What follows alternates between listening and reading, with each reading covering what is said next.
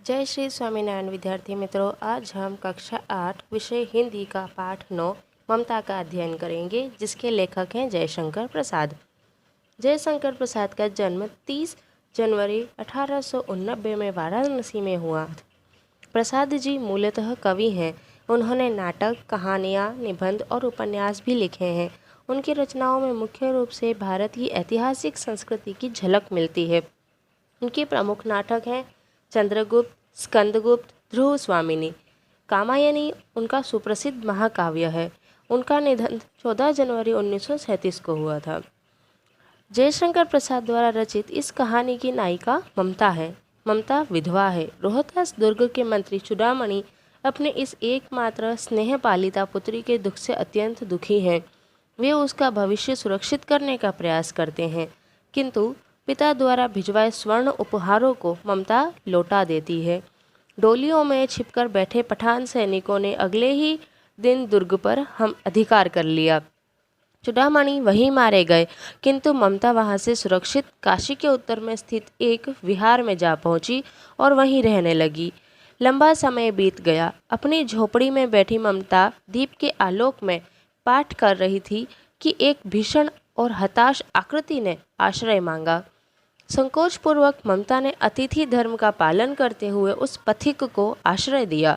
वह पथिक कोई और नहीं, हुमायूं था, जिसने सुबह होने पर अपने एक सैनिक मिर्ज़ा को इस वृद्धा की टूटी झोपड़ी बनवाने का आदेश दिया। ममता अब 70 वर्ष की हो चली थी। अचानक उसे एक अश्वारोही की आवाज़ सुनाई दी, जो उसी की झोपड़ी के बारे में पता पूछ रहा था। ममता उस मुगल अश्वारोही को वह स्थान सौंपकर अनंत यात्रा पर चली गई। उस स्थान पर एक आकर्षक मंदिर बना, जिसके शिलालेख पर सातों देश के नरेश, हुमायूं और उनके पुत्र अकबर का नाम तो था, किंतु ममता का कहीं जिक्र तक न था। ये एक कहानी है जिसकी नायिका ममता है और जिसी के नाम पर इस पाठ का शीर्षक रखा गया है। ममता, जो रोहतास दुर्ग के मंत्री चूड़ामणि की एकमात्र पुत्री थी, जो कि विधवा थी, और जब उस दुर्ग पर मुगलों का, पठानों का हमला हुआ, तब वहाँ चूड़ामणि मर गए, परंतु ममता वहाँ से भाग निकली और उसने अपने लिए एक आश्रय स्थान खोज लिया। कुछ समय बाद वहाँ पर हुमायूं आश्रय मांगने आता है, जो कि एक युद्ध से डटकर लड़कर वापस आ रहा होता है, और वह उसे अपने अतिथि धर्म का पालन करते हुए शरण भी देती है। उसके बाद कहा जाता है कि हुमायूं आदेश दे गया था कि ममता की उस झोपड़ी की जगह अच्छा घर बनवा दिया जाए, पर वर्षों तक उस पर कोई पता पूछने नहीं आता है, और जब कोई अश्वारोही पता पूछने आता भी है, तब तक ममता की मृत्यु का समय हो चला होता है। और उसके बाद उसकी उसी झोपड़ी की जगह पर एक गगनचुंबी मंदिर बनता है, जिस पर हुमायूं और उनके पुत्र अकबर का जिक्र होता है, पर ममता ने उन्हें शरण दी थी, इस बात का कोई जिक्र नहीं होता है। अब हम इस पाठ का अध्ययन करेंगे। रोहतास दुर्ग के प्रकोष्ठ में बैठी हुई युवती ममता शोण के तीक्ष्ण गंभीर प्रवाह को देख रही थी। मन में वेदना, मस्तक में आंधी, आंखों में पानी की बरसात लिए वह विकल थी। वह रोहतास दुर्ग के मंत्री चूड़ामणि की एकमात्र दुहिता थी। उसके लिए कोई अभाव होना असंभव था, परंतु वह विधवा थी। उसकी विडंबना का अंत कहाँ था। चूड़ामणि ने चुपचाप उस प्रकोष्ठ में प्रवेश किया। शोण के प्रभाव और उसके कलनाद में ममता अपना जीवन मिलाने में बेसुध थी। पिता का आना न जान सकी। चूड़ामणि व्यथित हो उठे।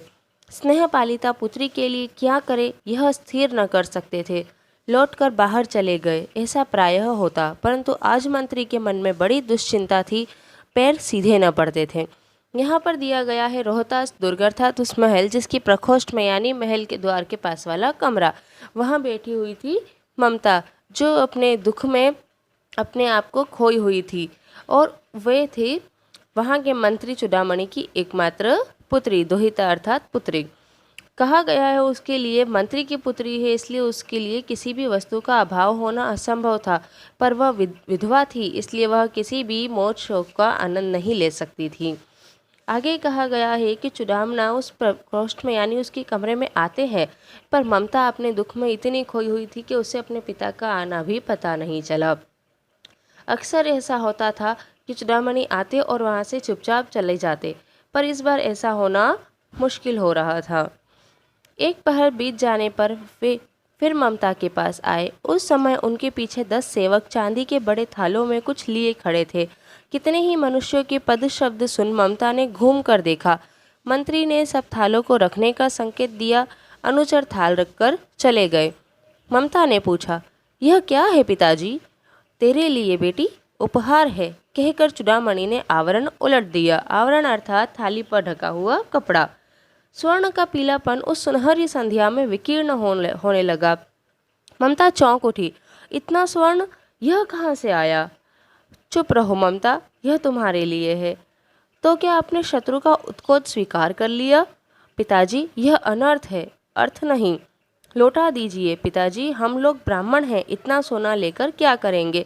अब यहाँ दर्शाया गया है कि युद्ध की स्थिति आ रही थी और मंत्री चाहते थे कि उनकी पुत्री वह सुरक्षित रहे, इसलिए वे स्वर्ण लेकर अपनी पुत्री के पास आते हैं और उसे देते हैं कि इनका स्वीकार करो, जिससे तुम अपने आप को विकट समय के लिए स्थिर बना सकोगी।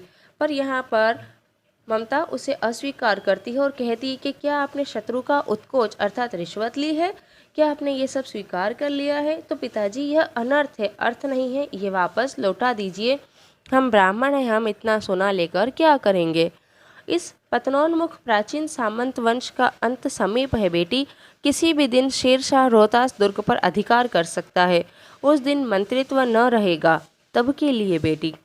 यानी यहाँ कहा गया है पतनोन्मुख यानी पतन की ओर मुख कर चुके। सामंत वंश का अंत अब समीप ही था। शेरशाह रोहतास दुर्ग पर किसी भी समय हमला कर अधिकार जमा सकता था और इसी बात को समझाते हुए चूड़ामणि कह रहे हैं कि जब उसका अधिकार हो जाएगा तब उनके लिए ये मंत्री पद नहीं रहेगा। उस समय के लिए ये स्वर्ण है, उस समय के लिए ये सारी धनराशि है। हे भगवान, विपद के लिए इतना आयोजन, परमपिता की इच्छा के विरुद्ध इतना साहस। पिताजी, क्या भीख न मिलेगी? क्या कोई हमें 2 मुट्ठी अन्न न देगा? यह असंभव है। फेर दीजिए पिताजी, मैं काँप रही हूँ। इसकी चमक आंखों को अंधा बना रही है। पिताजी के समझाने पर भी ममता उसे अस्वीकार करती है और वह पिताजी से कहती है कि विपद यानी आपत्ति के समय आप इतना आयोजन कर रहे हैं, यह सब कुछ सही नहीं है पिताजी। हमारी इतनी दयनीय स्थिति होगी कि क्या कोई हमें भीख भी नहीं देगा?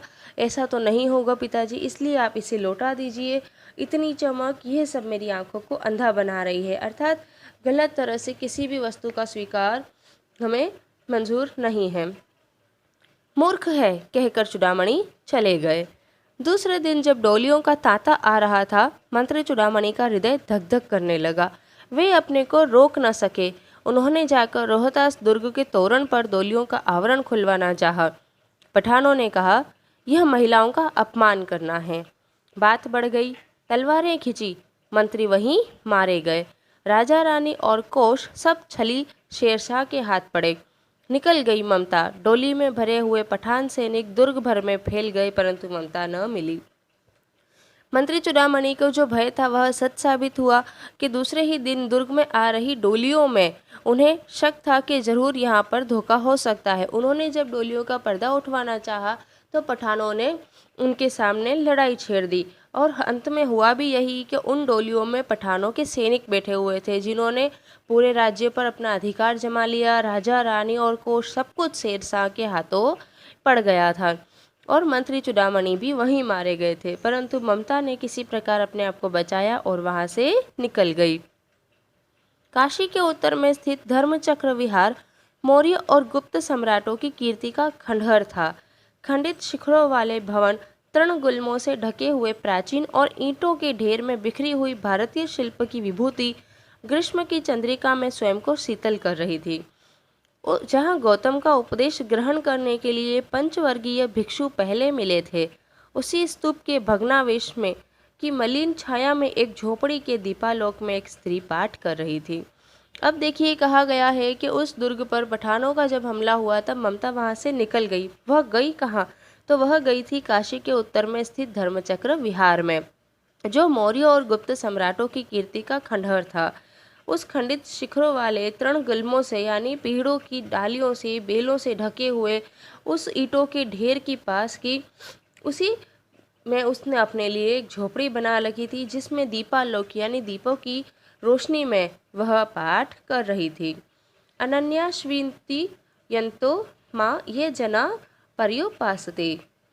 पाठ रुक गया। एक भीषण और हताश आकृति दीपक के मंद प्रकाश में सामने खड़ी थी। स्त्री उठी। उसने कपाट बंद करना चाहा, परंतु उस व्यक्ति ने कहा, माता, मुझे आश्रय चाहिए। आगे दिया गया है कि उस झोपड़ी में जब ममता पाठ कर रही थी, तब अचानक से उसका पाठ रुक गया। क्यों? क्योंकि उस गहरे अंधकार में पर दीपक के मंद प्रकाश में उसकी कुटिया के सामने आकर कोई खड़ा था। वह आकृति इतनी भीषण और हताश थी कि ममता ने अपना कपाट यानी दरवाजा बंद करना चाहा, परंतु उतने में वह व्यक्ति बोला कि माता, मुझे आश्रय चाहिए यानी मुझे शरण चाहिए।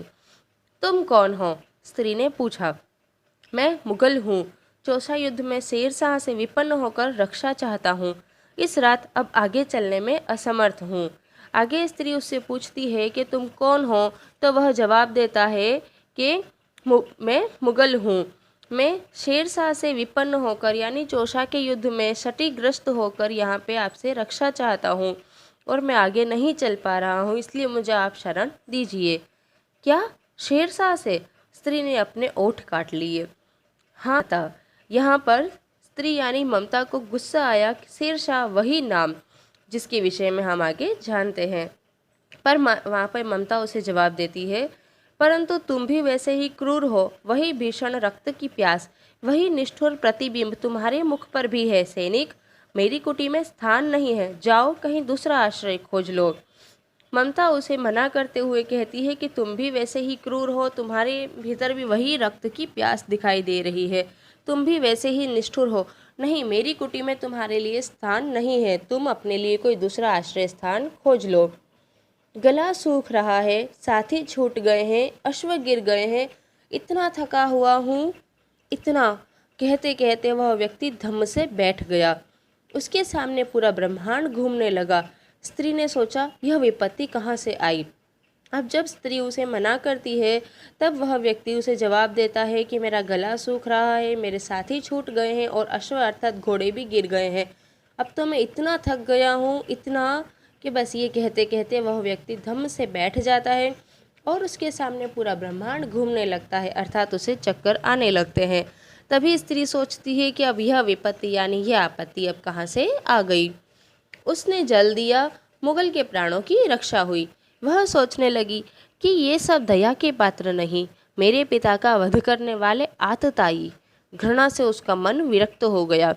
ममता उसे पानी देती है और उस मुगल के प्राणों की रक्षा होती है, पर तभी ममता अपने मन में सोचती है कि ये लोग दया के पात्र नहीं हैं, ये वही हैं जिन्होंने मेरे पिताजी का वध किया, और उसके मन में घृणा उत्पन्न होने लगती है।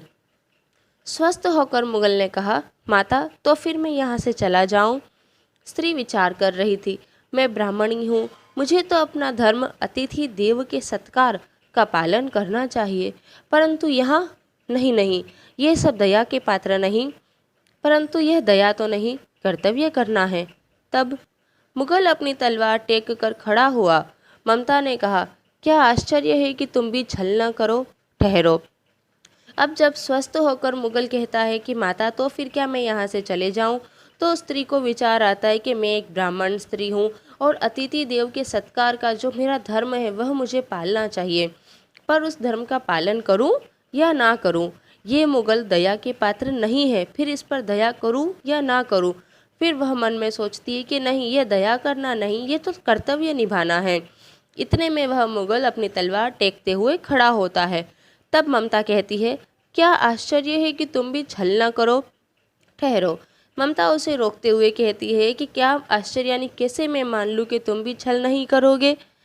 तब मुगल कहता है, छल नहीं, तब नहीं स्त्री, जाता हूँ। तैमूर का वंशधर स्त्री से छल करेगा? जाता हूँ, भाग्य का खेल है। ऐसा कहते हुए वह मुगल वहाँ से जाना चाहता है। वह कहता है कि छल नहीं नहीं, मैं तैमूर का वंशधर हूँ, मैं एक स्त्री से छल नहीं करूँगा, आगे जैसा नसीब का खेल, पर मैं यहाँ से जाता हूँ। ममता ने कहा, यहाँ कौन दुर्ग है? यही झोपड़ी ना, जो चाहे ले लो, मुझे तो अपना कर्तव्य निभाना पड़ेगा। जाओ भीतर, थके हुए पथिक, तुम चाहे कोई भी हो, मैं तुम्हें आश्रय देती हूँ। सब अपना धर्म छोड़ दें तो क्या मैं भी छोड़ दूँ? मुगल ने चंद्रमा के मंद प्रकाश में वह महिमामयी मुखमंडल देखा। उसके मन ही मन नमस्कार किया। ममता पास की टूटी हुई दीवारों में चले गई। भीतर थके पथिक ने झोपड़ी में विश्राम किया। उसके बाद ममता उसे कहती है कि यहाँ कौन सा महल है, यह तो एक झोपड़ी ही है, जो चाहे ले जाना, मैं तो बस अपना कर्तव्य निभाना चाहती हूँ और तुम अंदर चले जाओ।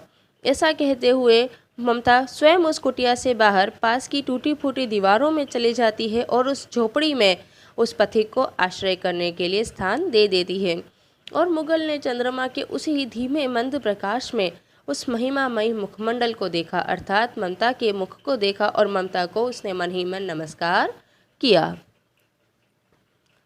प्रभात में खंडहर की संधि में ममता ने देखा सैकड़ों अश्वारोही उस प्रांत में घूम रहे हैं। वह अपने मूर्खता पर स्वयं को कोसने लगी। सुबह हुई तब ममता ने देखा खंडहर के आसपास सैकड़ों अश्वारोही यानी घुड़सवार घूम रहे हैं। तब उसे अपनी मूर्खता पर स्वयं को गुस्सा आ रहा था। उसे यह लग रहा था कि अब वे लोग उसे भी ढूंढ लेंगे, क्योंकि वह मंत्री चूड़ामणि की पुत्री है। एकाएक झोपड़ी से निकलकर उस पथिक ने कहा, मिर्जा, मैं यहाँ हूँ। शब्द सुनते ही प्रसन्नता की चित्कार ध्वनि से वह प्रांत गूंज उठा। अब यहाँ पर क्या हुआ कि वे जो घुड़सवार थे वे उसी मुगल को ढूंढने आए थे जिसने रात में ममता के कुटिया में आश्रय लिया था। वह बाहर आता है और कहता है, मिर्जा, मैं यहाँ हूँ। यह शब्द सुनते ही उस प्रांत में एक चित्कार, वह ध्वनि से, प्रसन्नता से वह प्रांत गूंज उठा, अर्थात सभी अश्वारोही खुश हो गए। ममता अधिक भयभीत हुई। पथिक ने कहा, वह स्त्री कहाँ है, उसे खोज निकालो। ममता छिपने के लिए अधिक सचेष्ट हुई। वह मृगदाव में चली गई। दिन भर उसमें से न निकली। संध्या हो गई, वे लोग जाने लगे। ममता ने सुना पथिक घोड़े पर सवार होते हुए कह रहा था, मिर्जा, उस स्त्री को मैं कुछ दे न सका, उसका घर बनवा देना, क्योंकि विपत्ति में मैंने यहाँ विश्राम पाया। यह स्थान भूलना मत। इसके बाद वे वहाँ से चले गए। अब इतने सारे घुड़सवारों को, सैनिकों को देखकर ममता घबरा गई थी और वो वहाँ से चले जाती है और गहने घने जंगलों में छुप जाती है। मृगदाव अर्थात ऐसे घने वृक्ष जिनकी ओट में हिरण स्वयं को बचाते हैं। और वह पूरे दिन वहाँ से नहीं निकली। सैनिकों ने ढूंढा पर ममता न मिली। जाते हुए मुगल ने अपने सैनिक को आदेश दिया कि मैंने यहाँ विश्राम पाया था, इसलिए तुम इस कुटिया को भूलना मत और यहाँ अच्छा एक मकान बनवा देना। यह कहते हुए वे वहाँ से चले जाते हैं। चौसा के मुगल पठान युद्ध को बहुत दिन बीत गए। ममता अब 70 वर्ष की वृद्धा है। एक दिन वह अपनी पड़ी थी। शीतकाल का प्रभाव था। उसका जीर्ण कंकाल खांसी से गूंज रहा था। ममता की सेवा के लिए गांव की 2-3 स्त्रियां घेर कर बैठी थीं, क्योंकि ममता आजीवन सबके सुख दुख की सहभागिनी थी। अब चौसा के उस युद्ध को काफ़ी समय बीत गया था। आज ममता 70 वर्ष की वृद्धा हो चुकी थी। वह अपनी झोपड़ी में थी। ठंडा पवन चल रहा था और उसका जीर्ण कंकाल यानी उसका वह कमज़ोर शरीर खांसी से गूंज रहा था। तब ममता की सेवा के लिए गांव की 2-3 स्त्रियां भी आकर बैठी थी। और वे क्यों उसकी सेवा न करती, क्योंकि ममता ने भी उन सभी के काम आई थी, उन सभी की सेवा की थी, उनके सुख दुख में उनका साथ दिया था। ममता ने जल पीना चाहा। एक स्त्री ने सीपी से जल पिलाया। सहसा एक अश्वारोही उसी झोपड़ी के द्वार पर दिखाई पड़ा। वह अपनी धुन में कहने लगा, मिर्जा ने जो चित्र बनाकर दिया है वह तो इसी जगह का होना चाहिए। वह बुढ़िया मर गई हो। अब किससे पूछूं कि एक दिन शहंशाह हुमायूं किस छप्पर के नीचे बैठे थे। यह घटना भी तो 47 वर्ष से ऊपर की हुई, अर्थात 47 वर्ष बाद आज जब ममता 70 वर्ष की हो चुकी है, तब वहाँ एक अश्वारोही आता है और वह ढूंढता है कि यह वही जगह है जहाँ पर घर बनाने का आदेश मिला है। ममता ने अपने विकल कानों से सुना। उसने पास की स्त्री से कहा, उसे बुलाओ। ममता ने यह सब सुना और उसने उस सैनिक को बुलाने का आदेश दिया। अश्वारोही पास आया। ममता ने रुक रुक कर कहा, मैं नहीं जानती थी कि वह शहंशाह था या साधारण मुगल, पर एक दिन इसी झोंपड़ी के नीचे वह रहा। मैंने सुना था कि वह मेरा घर बनवाने की आज्ञा दे चुका था। भगवान ने सुन लिया। आज मैं इसे छोड़ जाती हूँ। अब तुम इसका मकान बनाओ या महल, मैं अपने चीर विश्राम गृह में जाती हूँ। ममता उस सैनिक को बुलाती है और कहती है कि हाँ, मैंने सुना था उस दिन उस मुगल ने, अब वह मुगल था या शहंशाह था ये तो नहीं पता, पर यह आज्ञा जरूर दे चुका था कि यहाँ पर एक घर बनवा देना। अब भगवान ने सुन लिया है, अब मैं इसे छोड़ जाती हूँ। अब तुम इसे महल बनाओ या घर, या जो तुम्हारा मन करे, मैं तो यहाँ से जाती हूँ। और यह कहते हुए वह अपना जीव छोड़ देती है। बुढ़िया के प्राण पखेरु उड़ गए। वह अश्वारोही अवाक खड़ा रह गया। प्राण पखेरु उड़ना अर्थात प्राण देना। वह मर चुकी थी।